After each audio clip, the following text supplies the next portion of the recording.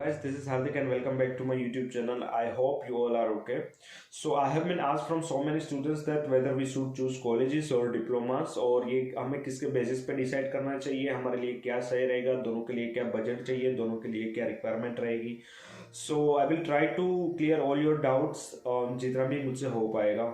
Well सबसे पहले बात करते हैं कि अगर आप ऑस्ट्रेलिया प्लान कर रहे हो, अगर आप यूएस प्लान कर रहे हो, अगर आप यूके प्लान कर रहे हो, तब तो ये क्वेश्चन आपको कंफ्यूज करेगा ही नहीं, क्योंकि यहाँ पे सिर्फ और सिर्फ you will have one option कि यूनिवर्सिटीज़ ही है और इधर you have to choose like bachelors और मास्टर्स. ठीक है, but when it's come to Canada student visa, यहाँ पे आपको दो ऑप्शंस मिलते हैं. यू कैन चूज कॉलेजेस और you can choose universities. Well अभी जो हम बात करते हैं वो प्रोग्राम्स की बात करते हैं कि जो कॉलेजेस होती है वहाँ पे अंडर ग्रेजुएट डिप्लोमास ऑफर किए जाते हैं और पीजी डिप्लोमास ऑफर किए जाते हैं.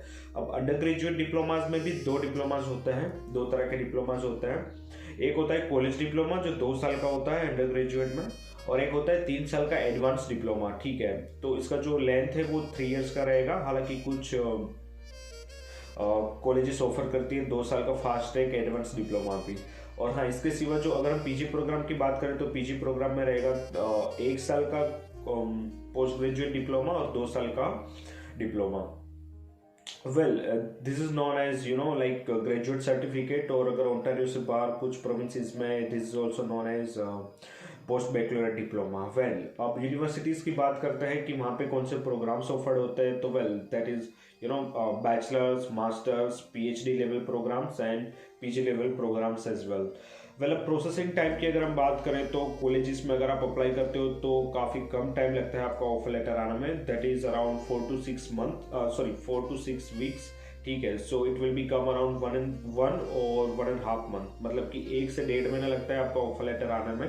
ठीक है, अगर आप यूनिवर्सिटीज़ में अप्लाई करते हो तो हो सकता है कि कॉलेजेस से ज़्यादा टाइम लगे क्योंकि दे आर मोर कॉम्पिटिटिव. ठीक है, तो अब देखो डिपेंड करता है कि कुछ कॉलेजेस ऐसे भी होते हैं कि they are better than universities, right. और अगर यूनिवर्सिटीज़ आर ऑलवेज बेटर, ठीक है, बट डिपेंड करता है कि कौन सा यूनिवर्सिटी है.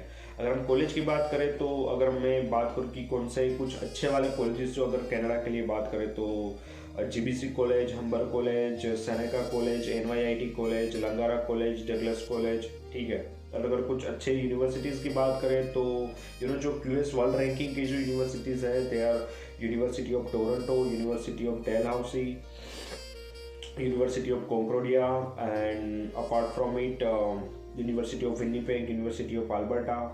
ठीक है, अगर आप ये सारी यूनिवर्सिटीज़ के अगर प्लान कर रहे हो ना तो आपको मिनिमम 1 साल पहले ही अप्लाई करना पड़ेगा, because this universities are highly competitive. ठीक है, तो वेल डिपेंड करता है. अगर आप अल्गोमा जैसी यूनिवर्सिटी में अप्लाई करोगे तो आपका ऑफर लेटर काफ़ी जल्दी आ जाएगा. वेल ऐसे तो बहुत सारी यूनिवर्सिटीज़ है. Let's talk about the eligibility criteria. So देखो कॉलेजेस का जो एलिजिबिलिटी क्राइटेरिया है वो काफ़ी ईजी रखा है. ठीक है, सो कॉलेज में एडमिशन लेना है that's not a big deal. It's like अगर हम एकेडमिक रिक्वायरमेंट्स की बात करें तो they can they are liberal in terms of receiving backlogs and in terms of CGPA. अगर आपको लो CGPA हुआ, अगर आपके कुछ बैकलॉग्स है तो दैट इज स्टिल ओके. ठीक है, डिपेंड करता है कि कौन सा कॉलेज है, बट या वहाँ पे that is still manageable academic requirements में. और अगर आइल्स के रिक्वायरमेंट की बात करें तो it's like 6.5 overall, not less than 6. Mostly colleges में पीजी के लिए यही रिक्वायरमेंट है और यूजी के लिए ओवरऑल 6, नॉट लेस देन 6, मतलब कि 6 ही चाहिए रहेगा आपको आइल्स के लिए. और अगर हम यूनिवर्सिटीज़ की बात करें तो देखो यूनिवर्सिटीज़ में जो रिक्वायरमेंट होती है, एकेडमिक रिक्वायरमेंट होती है, आइल्स की रिक्वायरमेंट होती है. ठीक है, दैट इज डिमांडिंग, मतलब कि आपको वो हो सकता है कि you will need 7 bands minimum, you will need a strong CGPA, you will need